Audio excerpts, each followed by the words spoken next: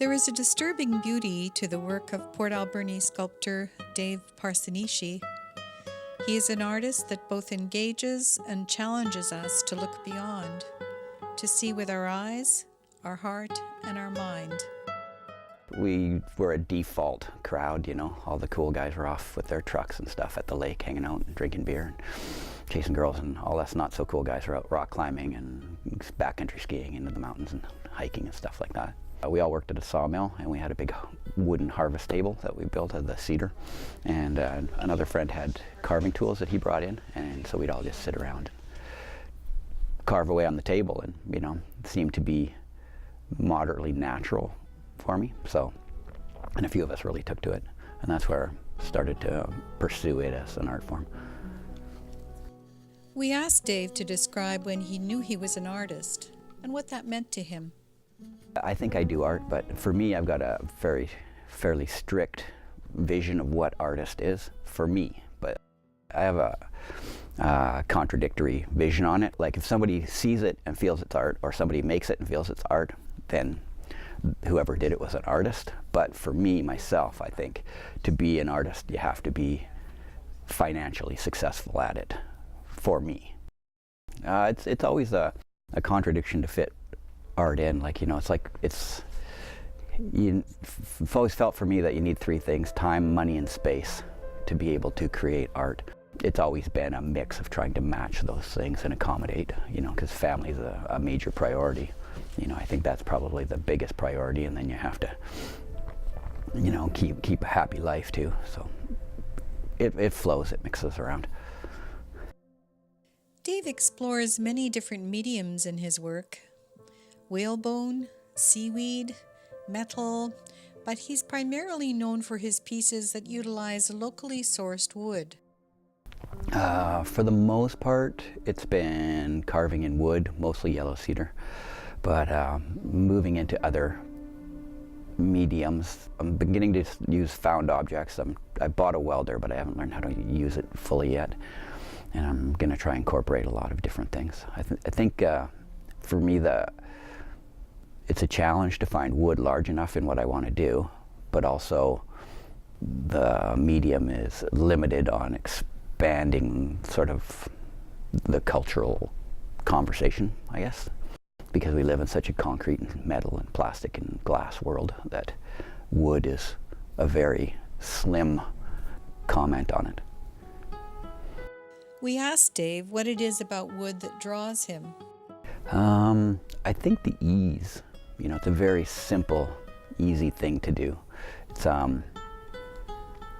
very forgiving. It's accessible, you know, and it can take so much, so amazing things that it's sort of like it's almost like a plasticine or a Play-Doh in a way. It's so soft and so easy to work with. All you need is a metal blade, and you can do amazing things with it. It's challenging to describe the work of Dave Parsanishi. It's beautifully executed. There's a sensuality to its line. The subject matter can be provocative. Dave shared an insightful comment he'd received on his work. Actually, I probably had a great piece of feedback from Fran Willis when she had the Fran Willis Gallery in Victoria, and she showed my work for a little while, and I was trying to figure out why nobody would buy it, and it was really helpful. What she said is, I do beautiful work, but my work's not beautiful. And it was a very comforting, you know, there's somebody who understands what I'm doing, but also has an understanding why it isn't being received as I thought it was going to be. Beyond creating things that inspire us, some say the role of the artist is to reflect back to us ideas about living, about what it's like to be human. An opportunity to create dialogue is one source of Dave's inspiration. I think I'm right now quite inspired by the Salt Spring show. I think I've never really had a venue where the art doesn't have to be beautiful. It's more about the context and the content of the art. So it's actually giving me a really good venue to try and do what I do. Whereas before it was always very difficult because, again, like I say, it's not necessarily aesthetic art that you might want to have in your living room. That really opens a lot of doors for me with the ideas, because there's a lot of things I could make or would like to make, but it's like kind of, okay, that's guaranteed to live in a box in my basement forever. So now I have a place where I might actually be able to put those. The concepts behind Dave's pieces are seated in his journaling. There, ideas nag at him until he decides to give them life. It's an intense process, and we ask Dave what it is he does to clear his head. I like the beach a lot. That's very, I don't know what the word is, not quite healing, but healthy for me, you know. Spend time there, we go surfing a lot, but long walks for hours and hours on the beach is usually a pretty good thing for me. Spend a lot of time writing in my book, so then I'll sort of just, I randomly just write, journal, but then I find that somewhere along the line something will percolate through, and then that will expand, an idea will expand into sort of a vision of a shape or a form or a way to say it, and then that usually percolates for quite a while, you know, a lot of writing, till eventually the drawing becomes more and more, and I redo it, and I get to a point where it actually becomes a possibility. I mean, I've got tons of them that aren't going to be any kind of possibility, but, and then once that happens, if it's excited enough, it becomes sort of, it lines up in the queue of other ideas, and if it becomes more dominant than the other ones, then it leads, and if not, you know, eventually I might get to it if something else doesn't replace it. We asked Dave to describe his work. It's usually a visual representation of thoughts on an idea. So usually it's forms or people related for the most part, and then what kind of symbolic representations can I make to put a context to that image of the human representation, and then hopefully it becomes obvious and articulate enough without being cliche, and create something, and then I try to make it. And if it works out making it, it usually will never be truly as I saw it originally, because it's always, I work in sort of idea, action, error, correction. It changes every time, so eventually you come to the point where it's finished, but it'll never look like you originally thought, because you've gone through this whole process of error and correction. And that has worked well for me because it stylizes my work and creates its own look. Reference to human form is evident throughout Dave's work.